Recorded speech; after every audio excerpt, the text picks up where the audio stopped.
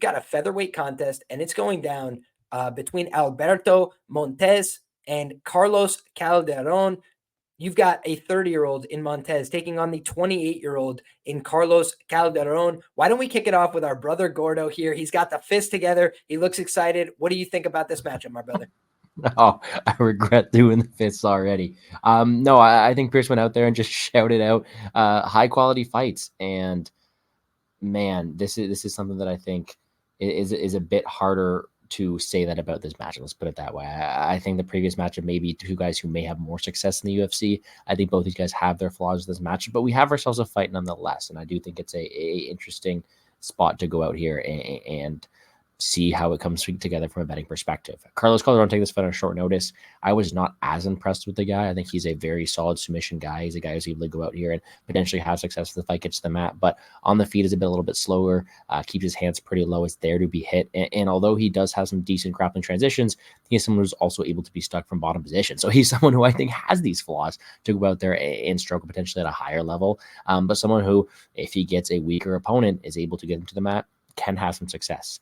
Alberto Montes is a guy who I think has a more well-rounded skill set. I like his explosiveness. He was very able to go out there and strike many levels in the feet. And I think he was able to explode to positions, but he also wants to go out there and grapple. Very good opportunistic submission. He has a majority of his wins that way. And a guy who I think can also compete in all assets of MMA. Not only can he strike with explosiveness, but I do think he can be able to go out there, lock up the submission of his own right. He himself can be stuck in bottom position, but is also able to go out there and dominate from the top as well. When I look at breaking this fight down as a whole, although I think they're both guys who I will probably be fading at the UFC level, I think Montes has more paths going to get done here. I think he is the more diverse striker. I think he's somebody able to go out there and utilize his kicks, his flashy maneuvers, his power on the feet against a guy in Calderon who not only is taking this fight on short notice, but a guy who is there to be hit, a guy who does keep his hands low, a guy who I do think has his own flaws in the feet.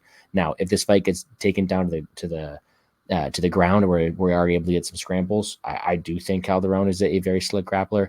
I just think Montes is able to keep his own. More times than not, I think Montes is able to get this done, more variety in his game. And I do think the line that is sticking out to me here is a guy like Montes by KO. Plus 500, pretty wide line. I do think that Calderon does keep his hands pretty low. Should be an interesting fight. Not my favorite one on the card, but that's all I got for you this one. There you have it. Short, sweet, to the point. Love it. Pierce, what do you think of this matchup, my brother? Yo, bro, they need to put me in contact with this guy's nutritionist, bro. What is this build, bro? I've never seen a back like that before, bro. This is like some next level goat shed supplements that they got going on there, bro. What the fuck? That's actually like bizarre. Like, why? He's like, I don't even know how to describe it. Scapular That's winging, bro. What, he's got the Oblique wings? serratus He's got the anterior. wings? Yeah. Hey, he gonna fly like an angel Tuesday, bro, and hit that KO for us. But yeah, man, these guys are awful. I don't know why. We go from wow, we have a high level fight, the last one with Franklin and Martinez, and then we go, how the fuck are these guys here? I mean, this Montez guy was supposed to fight fucking Robbie Ring. I don't know if you guys remember Robbie Ring from last year, bro.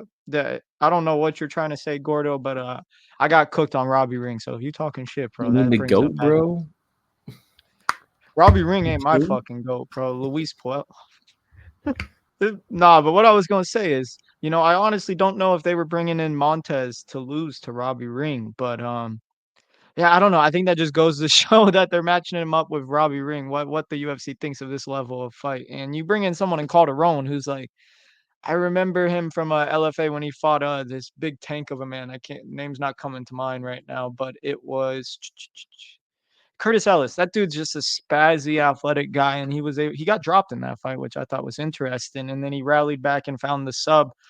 And I don't know, Calderon's just kind of like a wild card, man. He kind of just spazzes out on the mat, bro. He's definitely sub over position, man. I don't know if this guy knows how to pace himself on the mat. So I mean, maybe he can find a opportunistic back take and look for a submission against my boy Montes.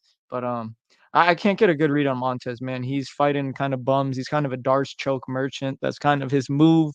You see him go for it damn near fucking every fight is that Darce choke. But I get why I see a lot of people talking about taking a dog shot on Calderon. Well, when you watch like Montez, yeah, his tape is suspect as shit. But like, I don't know, someone in Calderon, man, he's just too much of a spaz for me to trust. If I'm playing Calderon, I'm playing the sub. or I'm leaving it the fuck alone. But yeah, don't lay chalk on -260 Alberto Montes. This dude's kind of bummy, but I guess maybe a total, maybe go for the under 1.5, just considering the pace that Calderon said he's on like 2 weeks notice. So maybe he just goes out for the kill. And I think if you can get a fight ends by sub prop, fuck it. These guys are submission threats. It's not a bad idea. But I don't know if they offer that for Contender Series. But yeah, either guy by sub honestly isn't that bad.